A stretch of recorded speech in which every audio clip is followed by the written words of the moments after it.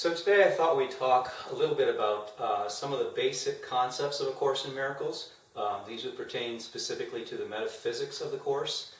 In a lot of ways it could be said that A Course in Miracles is about mistaken identity.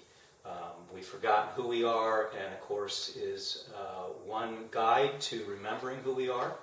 So pretty basic to that is understanding some of the key concepts that the Course presents.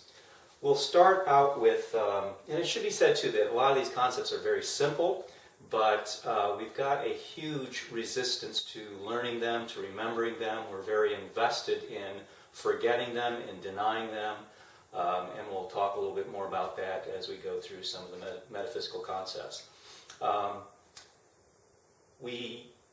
Our problem is that we can never really get rid of truth. It still resonates, we still hear it in many ways in our lives, as well as our tolerance for suffering at some point becomes unbearable and we want to return to truth. So, probably the easiest place to start with is the Course teachings of what God is. God is not a being, which would be kind of us projecting onto God what we see ourselves as separate beings, special, unique beings. So God is not a glorified being in the Course. The Course presents God as a state of mind, more specifically non-duality. It's very difficult to talk about non-duality because we're so oriented to duality. The importance in understanding non-duality and the Course's concept of God is that without that, it's going to be very difficult to understand our resistance to it, our denial of it, our disinvestment in it. So, the Course starts off with saying that God is, and you could very well just leave it at that. That would be truth, but that's very unhelpful for us who believe in duality. So just as kind of a brief idea of non-duality, it's difficult because there isn't a thought, there isn't a feeling.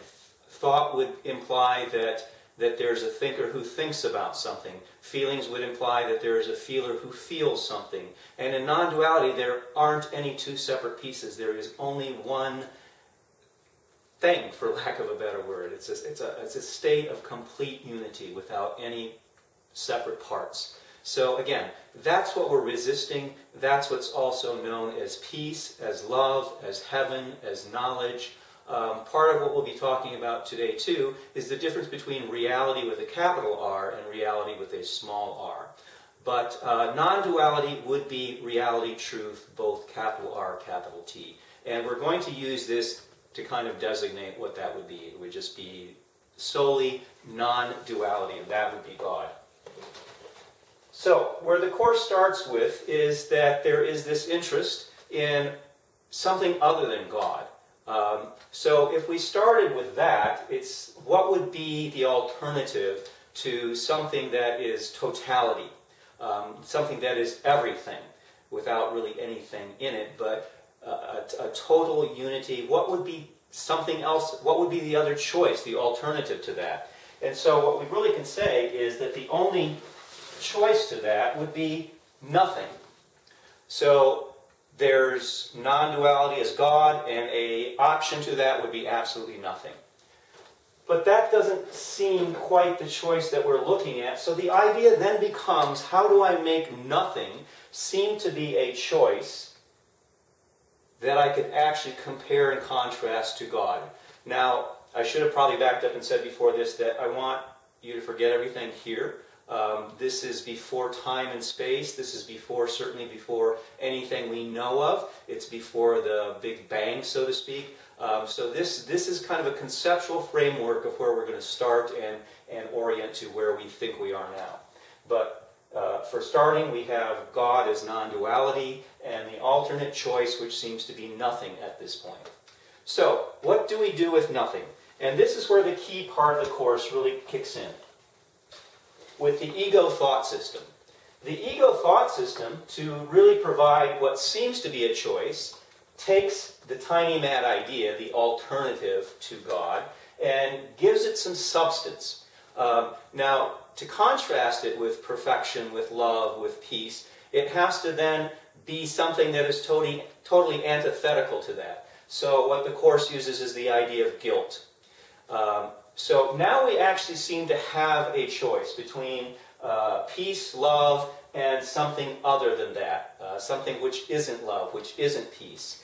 And because this is where this idea of being able to choose implies that I have power, that I can have kind of a significance and meaning, this is where we get our investment in what the Course calls specialness, is this notion that I actually have the ability to decide, and what I decide is incredibly important.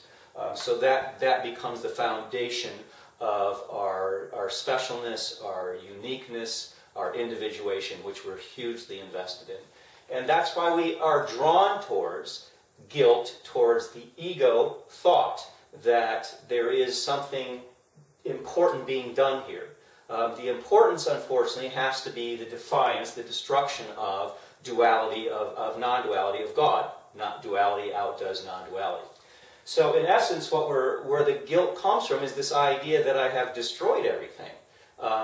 My unwillingness to kind of let that go is a silly idea, and looking at it as truly as nothing, that's totally impossible, that there can be nothing other than non-duality. But I kind of like the notion that I can be significant and I can choose something. It's very much the idea of the prodigal son. So now comes the interesting part, is that right now we can actually remove God, because at this point we're saying that we're not interested in duality, we're not interested in love, we're not interested in peace at that total abstract level. So I'm just going to set this aside for right now, because for all intents and purposes, when we entertain that there is another choice, and then fill that choice with an idea of ego, of guilt, of contrast, for all intents and purposes, it removes God from our awareness. It removes non-duality. Duality occupies my attention, and what is lost is non-duality. Now, the problem with this is, oops, there goes our tiny man idea.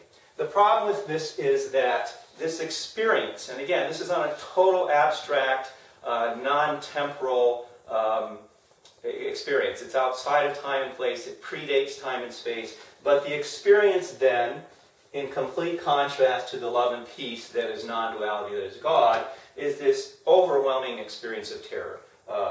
You have guilt, which is a very abstract concept. The experiential part of guilt would be fear.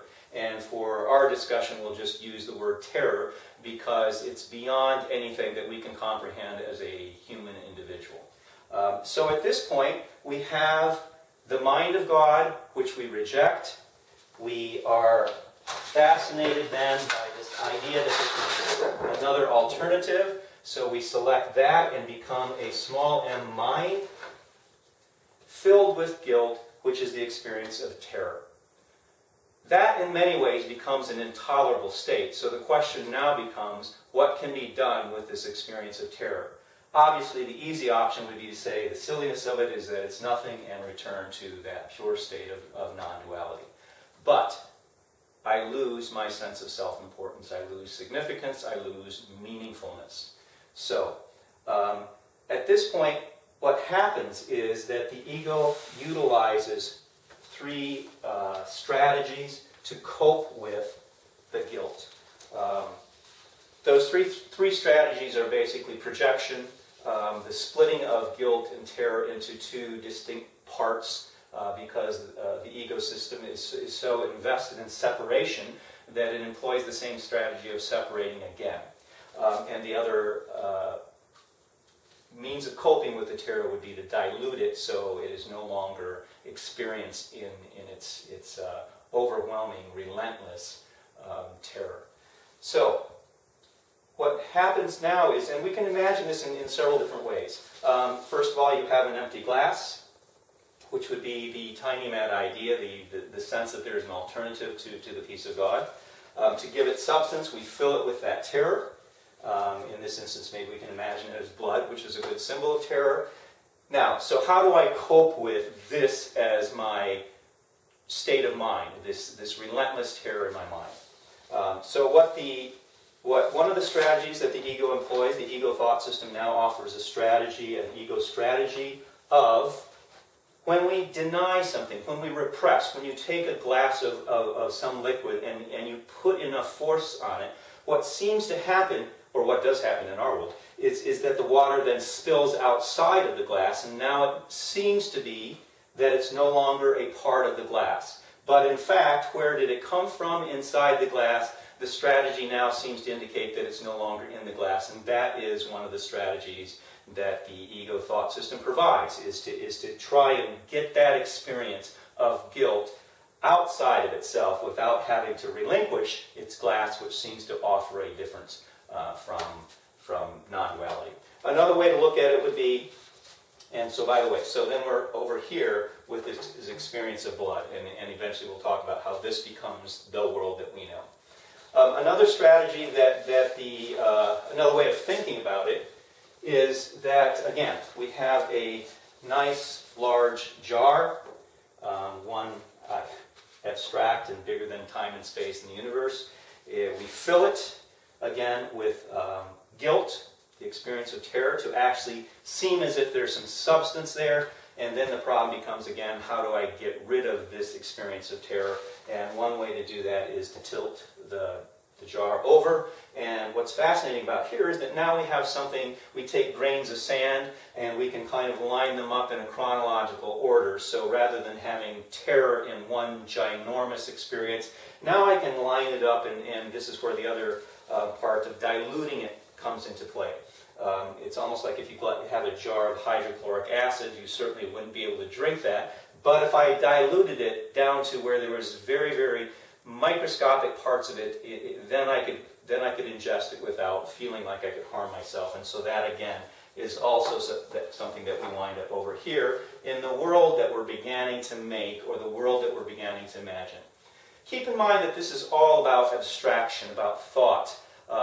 There is no tangibility to it at this point. These are, again, the metaphysical concepts that the Course teaches in helping us understand where we believe ourselves to be. So, another strategy that is employed by the mind is to split that experience of guilt and terror into two separate parts, the guilt and the terror. Now, obviously, that's a difficult trick to pull off, but we began to see the beauty of the strategy, since I've already believed myself to be separate from God, separate from peace and love. What I can then do is employ the same strategy and separate the guilt and the terror. Why that becomes so important is now I can say that there's a guilty party and a terrorized party. I'm a victim in my terror of the guilty party, and we'll see how that relates to how we interact in the world and what is the foundation of relationships, what is the foundation of duality. So we've already talked a little bit about the dilution of terror. What gets used is a hierarchy of time, of space, of things, of degrees, of types, which again is what the world embodies and becomes. So, sorry, I only have these two little dolls in my house, but this is where the world comes into play. And now it appears that there's a me and a you, or whichever you prefer to identify with yourself. But there's definitely now a physical embodiment, a physical demonstration of the idea of separation, of the idea of duality. Now, please remember that there is only one mind, but there are countless demonstrations of separation for a specific purpose.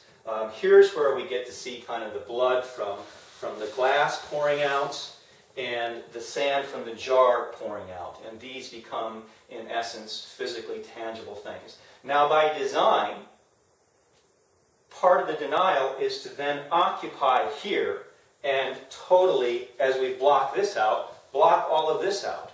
So now we're unaware of a mind, an abstract, non-corporal, non-temporal mind, and all that we really are familiar with and becomes our orientation is a body in a world, and we conveniently forget where the grains of sand, where the blood that made these comes from. And you can begin to now see how the strategies of the ego thought system, of that sheer unrelated